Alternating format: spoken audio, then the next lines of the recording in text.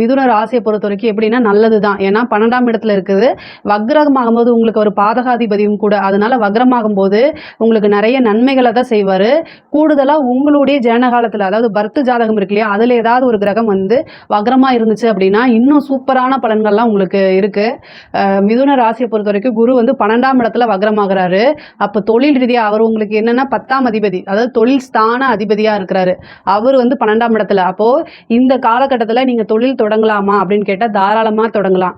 அதாவது ஏதாவது தொழில பொறுத்த வரைக்கும் வக்ர கிரகங்கள் தான் வந்து எக்கனாமிக்கலுக்கு ரொம்ப ரொம்ப நல்லது. அதாவது சுப கிரகங்கள் வக்ரம் அடையும்போது அது அசுப பலன் அப்படின்னு நம்ம எடுத்துக்கலாம்னு வச்சுக்கோங்களேன். அப்போ 12ஆம் இடத்துல 10ஆம் அதிபதி 12ஆம் இடத்துல இருக்கிறது நல்லது தான். 12ஆம் இடம்ங்கிறது இன்வெஸ்ட்மெண்ட் தான். இந்த காலகட்டத்துல நீங்க ஒரு இன்வெஸ்ட் பண்ணி ஒரு புதுசா தொழில் செய்றீங்க. அத சக்சஸ் பண்ண முடியுமானா தாராளமா சக்சஸ் பண்ண முடியும். சேம் டைம் உங்களுடைய ஜாதகத்துல 10ஆம் இடம் சொந்த தொழில் செய்யலாமா அப்படிங்கிறத நீங்க பார்த்துக்கணும்.